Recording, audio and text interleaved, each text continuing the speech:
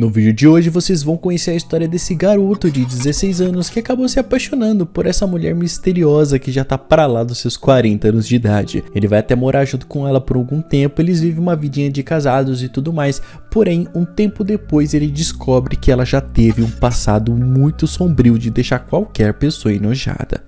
O tribunal declara culpada a acusada Hannah Schmitz por 300 casos de homicídio. Meu nome é Teles e você tá no canal Insanamente. Já se inscreve se for novo ou nova por aqui, pra não perder nada dos próximos vídeos que também estão incríveis. Agora vamos parar de tanta enrolação e bora logo pra esse vídeo. O filme narra a história de Michael Berg, um advogado muito bem sucedido, porém de uma personalidade muito introvertida. Ele é um homem um tanto misterioso que está prestes a contar a sua história para sua filha que ele não via há muito tempo. Bom, no passado, quando ele era só um garoto de 16 anos, nesse dia ele devia estar passando por um dia muito ruim, estando muito doente e tal. Ele estava tentando fugir da chuva, né, se sentando ali em um lugar mais coberto, mas acaba vomitando no chão daquele lugar, que era onde essa mulher morava. Hannah Schmitz, o nome dela. Vendo o estado deplorável do menino, ela fica com dó dele e acompanha ele até sua casa. Michael não conseguia tirar essa mulher da cabeça e assim que ele ficou melhor, o menino voltou lá pra casa dela pra poder agradecê-la, tentar se aproximar mais delas e tal. Claro que a mulher já tinha sacado que o menino ficou muito afim dela, né? E assim ela se permitiu deixar aquilo acontecer. Ela pediu pro menino trazer uns balde de carvão, né? E daí ele acabou se sujando todinho. A mulher aproveitou e preparou um banho pra ele, né? E não demorou muito também pra ela se juntar nesse banho, se é que me entende. Foi por isso que você voltou? Bom, assim o menino voltava lá pra ver ela todos os dias depois da escola e Hannah tinha toda a paciência do mundo pra ensinar o Michael a ter uma boa relação sexual com ela. No terceiro dia que eles se encontraram, Michael pergunta o nome dela, que estranhamente parecia estar desconfiada de uma pergunta tão simples dessa, né, mano? Algo que eles já deveriam saber desde o primeiro dia que se conheceram, né? Mas logo Hannah desencana e fala seu nome pra ele. Depois Hannah pergunta sobre o que eles andam aprendendo na escola e ele diz que tá estudando latim e grego, né? E para melhorar mais sua fluência na língua, ele lê obras renomadas nesses idiomas. E toda maravilhada, Hannah pede para ele ler esses livros para ela. E a partir daí, todas as vezes que eles se encontravam, Michael lia um livro diferente para ela. Hannah parecia amar ouvir essas histórias, mas nunca ler elas, mas ouvir sim, ela era fascinada. Estava morta. Qualquer ajuda era inútil. Bom, um dia eles foram passear de bicicleta e pararam num restaurante para almoçar, né? E ao escolher os pedidos, Hannah preferiu não ler o cardápio, mas sim pedir a mesma coisa que o Michael escolhesse, e assim indicando o que a gente já suspeitava, né, galera? Hannah não sabia ler, e isso explicava por que ela só gostava de ouvir as histórias dos livros, mas nunca de ler elas. Um certo dia eles tiveram uma discussão porque o Michael estava fazendo aniversário e os seus amigos queriam lhe dar uma festa, mas ele recusou para poder ficar com ela. Mas Hannah nem queria saber do dia do aniversário dele, não queria muito menos comemorar isso aí com ele, e logo ela se tocou que aquele relacionamento não iria dar certo, mano, porque ele era jovem demais para ela e ele teria que viver a vida dele com outros jovens, né, e não perder tempo ali com ela.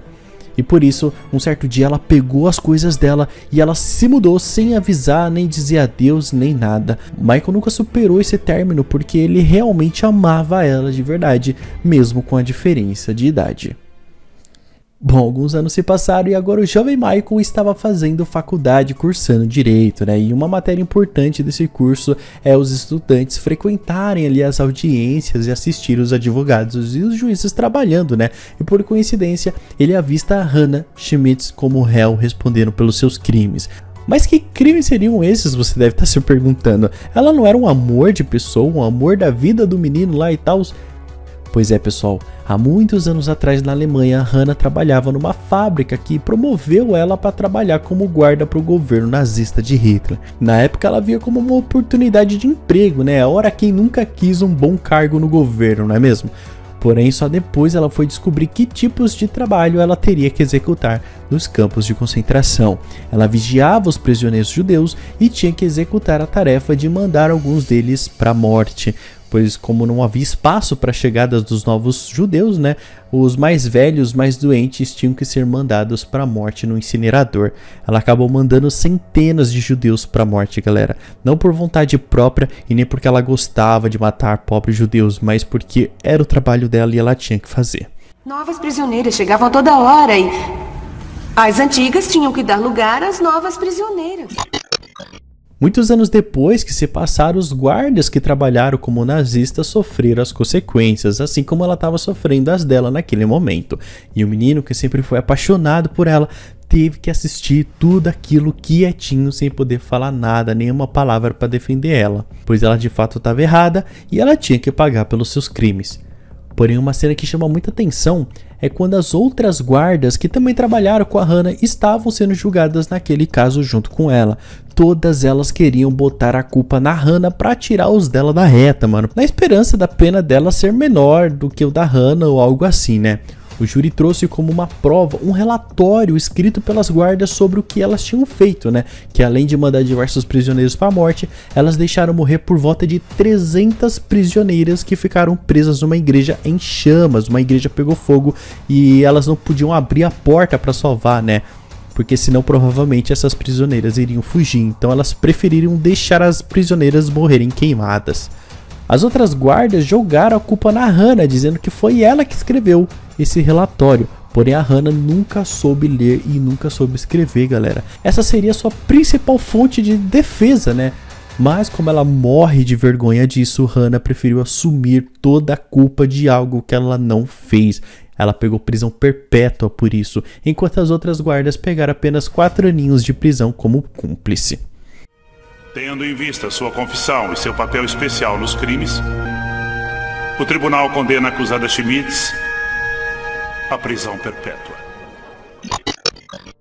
Bom, muitos anos se passaram e Michael resolveu mandar um presente para Hannah lá onde ela estava presa, né? Um toca-fitas, com diversas fitas gravadas por ele mesmo. Fitas essas onde ele lia os livros preferidos de Hannah. E ela ouviu as fitas tantas vezes que ela sozinha aprendeu a ler e escrever, ouvindo as fitas e comparando as palavras, os sons das palavras com as escritas do livro. Hannah cumpriu 20 anos de prisão e depois foi libertada por bom comportamento.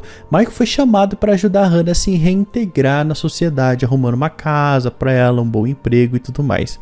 O reencontro depois de 20 anos foi um tanto inesperado. Ela parecia querer um tanto contato físico, que nem um abraço, algo assim. Mas Michael estava bem fechado em relação a isso, justamente pelo motivo do porquê ela foi presa, né? Isso ainda marcava ele e ele fez até questão de lembrar disso na conversa, né? Eles se despedem e dá pra sentir, mano, que ela queria receber aquele abraço dele e ela não recebeu. No outro dia, Hannah se suicidou, galera. Talvez ela não suportasse a ideia de viver livre, né? Mas não ter nada pra viver, já que o amor da vida dela não queria manter esse contato que ela esperava. Então, não tinha muito pra que continuar vivendo, né? Mas ele com certeza sentia a falta dela, galera. Por todos esses anos que eles não ficaram juntos, ele de fato sentia a falta dela e ele chorou no dia da morte dela. Cuide-se, menino. Você também. Até semana que vem.